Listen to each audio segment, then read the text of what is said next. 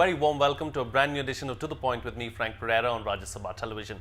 I have a very special guest with me on the program today. He is Frank Islam. He's an entrepreneur, philanthropist, and he is also a big-time contributor and a fundraiser for the Democratic Party in the United States. It's a pleasure to welcome on the program Mr. Frank Islam. Thank you very much, Frank. We are bonded by the same name. Yes, we are, aren't we? And bonded by shared history and shared heritage and shared background.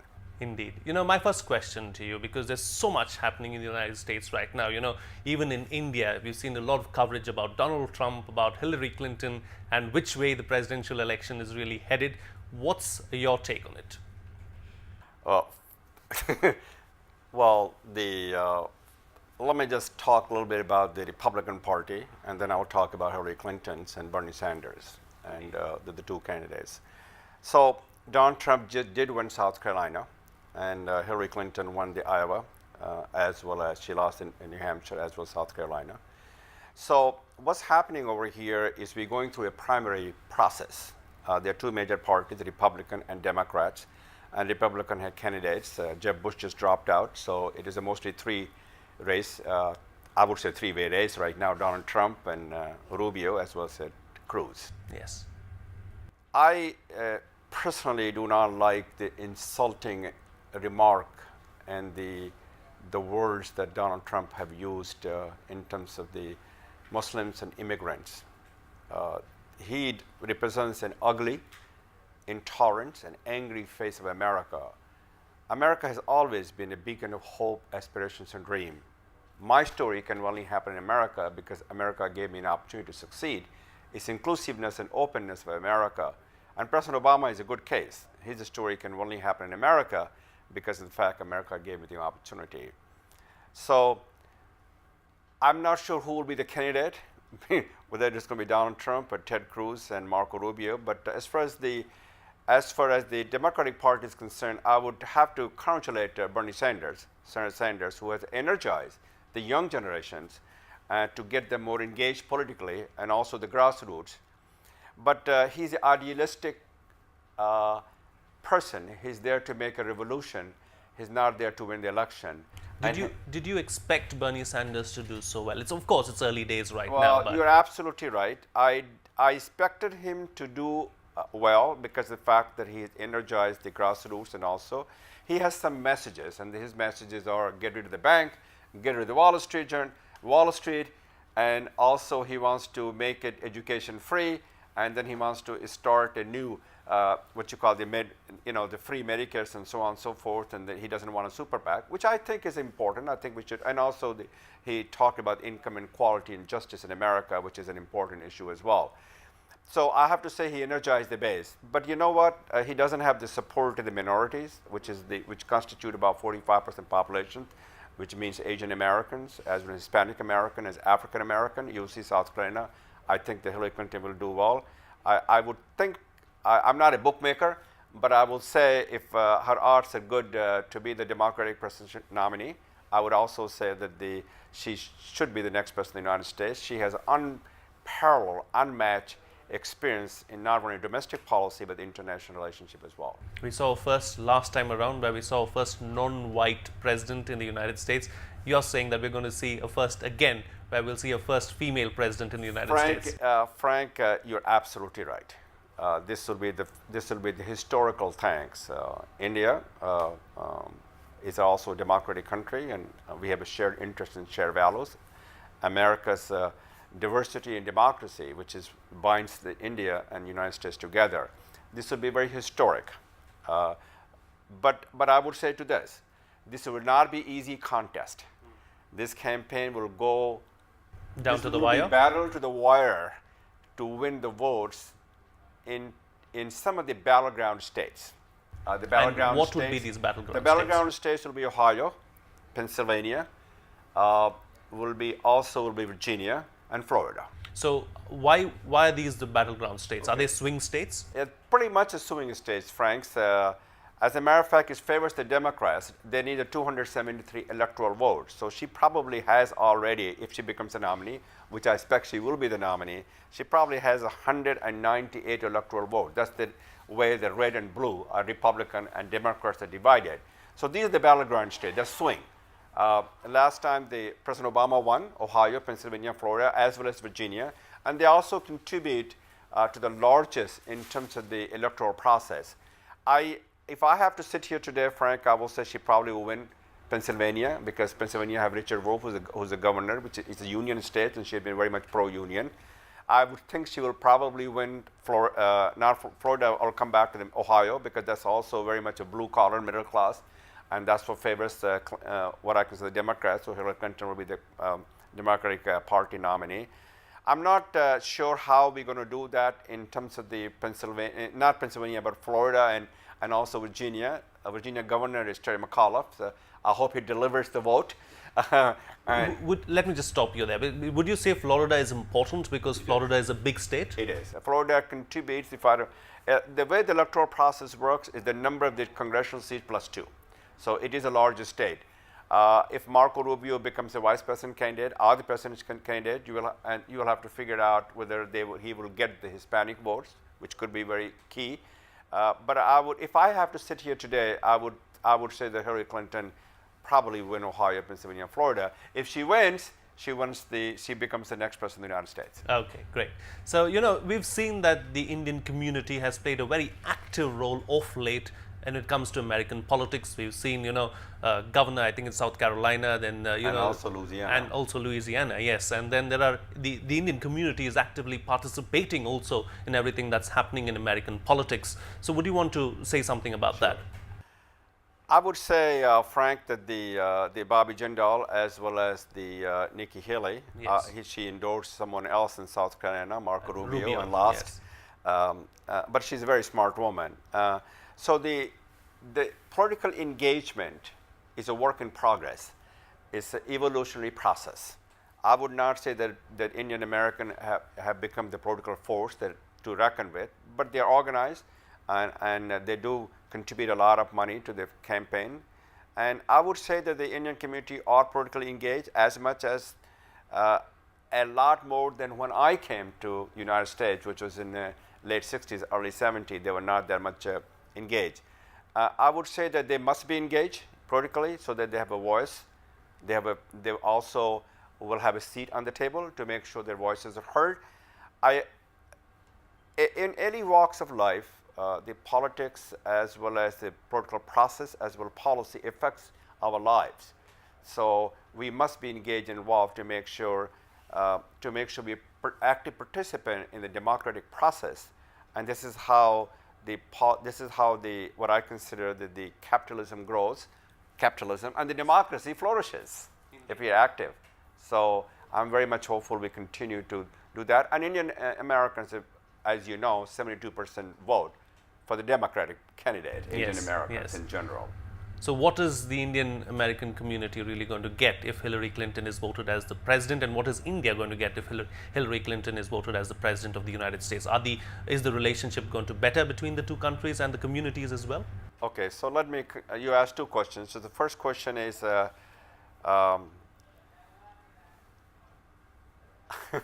Indian American will have a seat on the table when she becomes the president of the United States. She's a staunch ally of India, and which is good for me and good for Indian Americans. It's not a quid pro quo kind of thanks. Since you contribute the money and therefore you will get some kind of thing in return. That is not the case. The returns on investment is good words and good deeds, and also return on the investment is the fact that you becoming part of the political process, and it's very important. That's how democracy works. I would say that if she becomes the president of the United States, I'm a part of her policy group for South Asia, and also several other policy groups. So let me highlight some of the issues that she will be working with, and what she's thinking about doing. I do not know what she's thinking about, but I'm going to just give you what we think that the next president of the United States will do. She's a staunch ally, I said. She also knows India very, very well, and she wants to take the U.S.-India relationship to the next height. She will deepen and broaden our engagement with India, and strengthen our engagement with India. So there are several issues that needs to be addressed. for the next president of the United States. And number one is continue to promote the trade, commerce, and investment. I'd like to say by the year 2024, we should have a $1 trillion, what I consider the trade between India and the United States. India is a great country. India being a prosperous India can change the landscape of the world. And if we can grow and help India's economy, India can also have a very active role in Afghanistan. India will have active role in regional diplomacy, and we will support that. The third thing that we will support India's seat is a permanent seat in the United Nations. And also we will support India in intelligence, sharing of the intelligence, fighting against the terrorism in India. I do not want India to become a force, to have a violence here, which is the case to the next door neighbor, which is in Pakistan. I would hope that we can share intelligence to fight against the terrorism and extremists, ISIL and ISIS and Taliban, whoever they are. And we also want to make sure that we work with India in its national security issues, also in defense, food securities, as well as agriculture and education. I think that as India becomes the center of the manufacturing hub, and India gets into the digital India and smart India, they need a lot of people. They don't have to go to IIT to get the degree, yes, business management, but they need a welder, carpenter. They need all these people, the skills, and the community colleges can provide that. And I would hope that, and it is our desire, that India work with our education system, especially the community college, to create more community colleges here in India so they can create the 21st century workforce. Indeed. All right. On that note, we'll slip into a short break, but on the other side, we'll talk to Mr. Islam about, all the philanthropy work that he does and also what keen interest he holds as far as the education sector is concerned. Stay tuned. We'll be right back.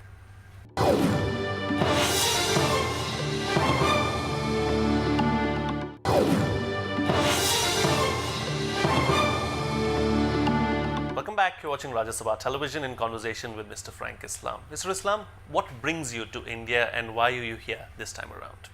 So I came here to give a convocation address at Aligarh Muslim University, and also I'll be receiving a Doctor of Literature degree, which is an honorary degree, which is I'm humbled and honored to receive that. In addition to that, I will also lay the foundation stone for Frank and Debbie. Debbie is my wife. Islam School of Management, and I've contributed $2 million to build this institution. And also, so I'm sure you wanted to know why I gave this $2 million, yes, correct? Yes. Okay, so my wife and I are uniquely blessed. We embody the American dream. With that thought and spirit in mind, we donated $2 million to build the School of Management complex and also have an innovation and entrepreneurship chair. And that will create the next generation of innovators, leaders, and entrepreneurs who will in turn go out all over the world, including India, to create more in leaders and so on and so forth. I would not be the person that I am today if I have not received education at Aligarh University. Aligarh shaped my story. Aligarh determined my destiny.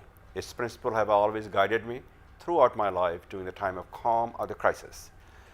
And the best thing that Aligarh has given to me is the gift of education, and it's still in me the love of education. And Aligarh had also taught me to be the best you can be. Aligarh provided me the basic building block to be an entrepreneur. Aligarh also told me to do well but do good. If you're successful, help and invest in others by sharing and giving back. So my fondest hope and expectation is that this is not a contribution, this is not a charity, but it's an investment that will yield exponential return. And my expectation is that I'm creating a next generation of philanthropists, and people should be inspired by my story, so they also give back to Aligarh, for that matter to India and to the world communities.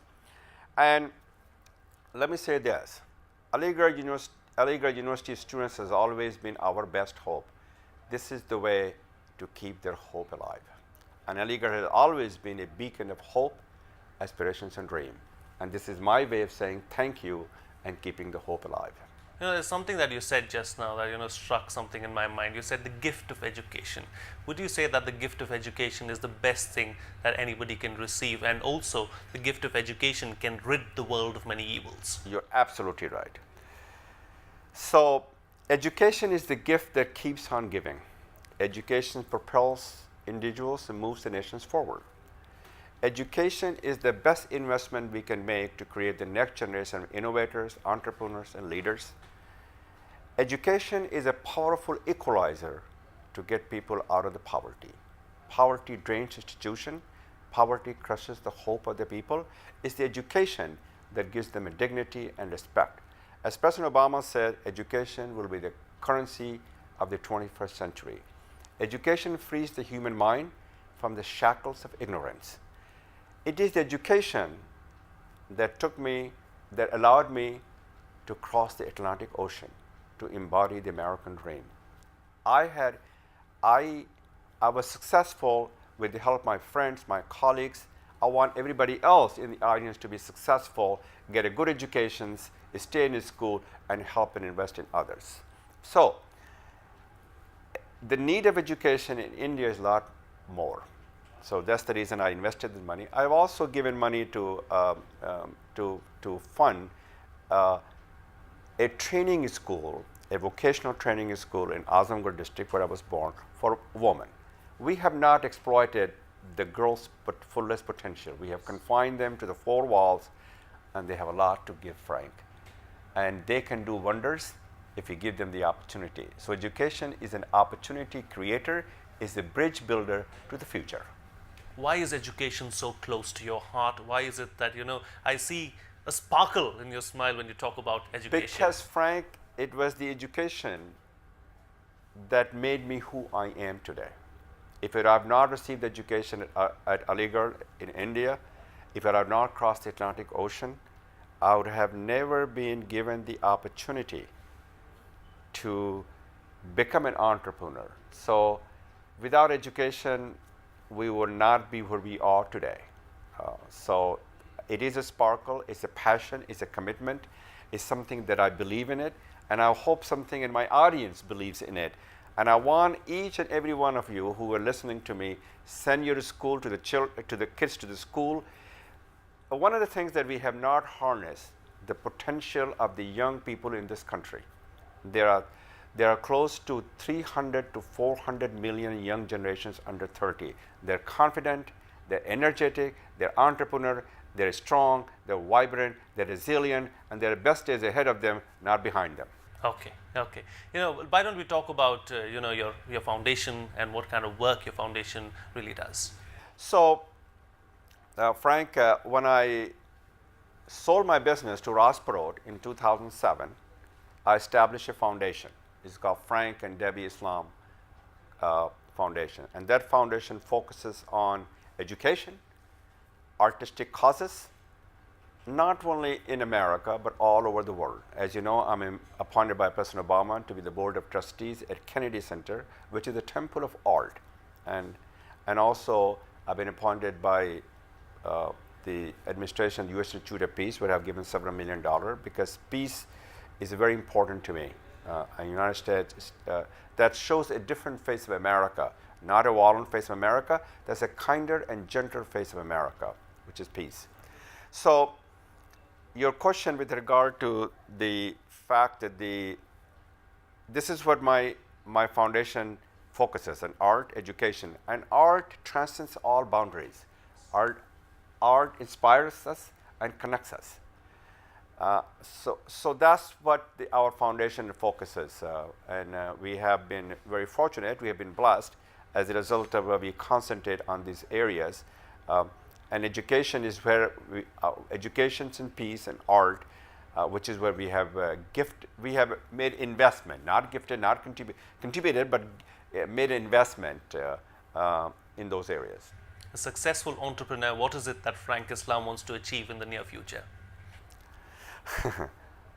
Entrepreneurs are made, not born, correct? And what I want to achieve is the people, when I leave behind this world, wittingly and unwittingly, we are writing our own legacy. I hope my legacy will live in bright lights and dark shadows, and those shadows will be everywhere. When I'm gone from this world, I'd like people to know that I've created many, many Frank Islam who will plant the seeds, and that seeds will grow into the tree, and they will go across the world to inspire others to do the same. That's the legacy they will leave behind. So I want people to remember that Frank Islam have made a meaningful and positive impact and difference in people's lives. You know, you moved to the United States in 1970s, in the 70s, if I'm not, correct me if I'm wrong, 1969. But okay, 1969. So what prompted you to make that move? What prompted me to make a move and cross the Atlantic Ocean is to get a good education. And after the education, I have a strong connection to the past and the future of India. I just received the UP Ratna Award about 4 weeks ago. And I have a sense, I always wanted to have an optimism to help the people where I was born. They look at the world as dark and desperate and desolate. So my desire will be to become financially independent, to create wealth, to build prosperity, to help others. And that's the best way to do that, is to go to America. And I want people to realize it's America's inclusiveness that provided the opportunity to succeed. And that's something India needs to do. I would hope that India will also do the same, to give opportunity to other people, and also to make sure that we can give opportunity to the young people. So that's the reason I crossed the Atlantic Ocean, to get education, to become financially independent. And let me say, if I say success, it's not me, it's we who made it happen. Success in business is a team sport. So when I make the investment by giving the charity and individuals or corporations or the school, it's the repayment of that loan. And by saying that you have made it happen, it's now my responsibility to give back. Was it difficult at first? It was difficult. It was a dark and desperate days of my life. Obviously, being in the United States with the darker skin had a problem. But I always felt that America will give me the opportunity to succeed. Even when I started my business in 1994 with a $50,000, which I have to mortgage my house to get that money because I didn't have that cash, I always believe in America that if I'm willing to take a risk, if I'm becoming an entrepreneur, if I have surrounded myself with the people who can share my vision and values, I should be able to be successful. But success, again, is the people that you surround yourself. Is a team sport.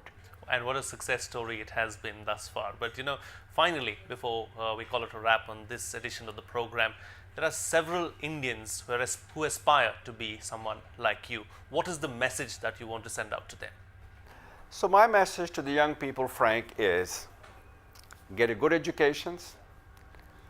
Never ever give up. Be a lifelong learner. Be the best you can be. Exploit your fullest potentials.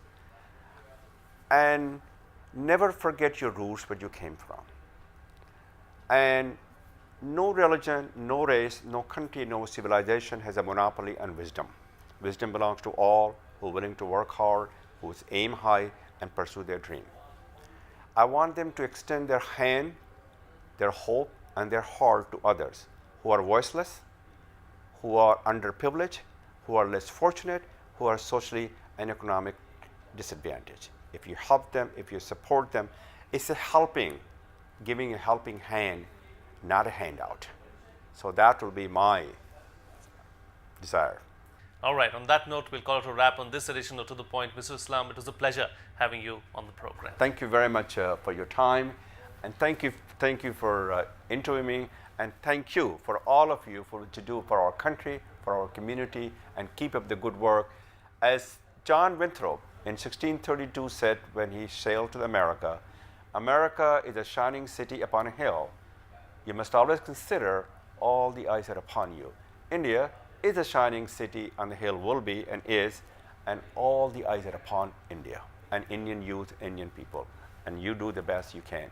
On that thought-provoking note, we'll call it a wrap on this edition of To The Point. Thank you so much for watching. See you again next time.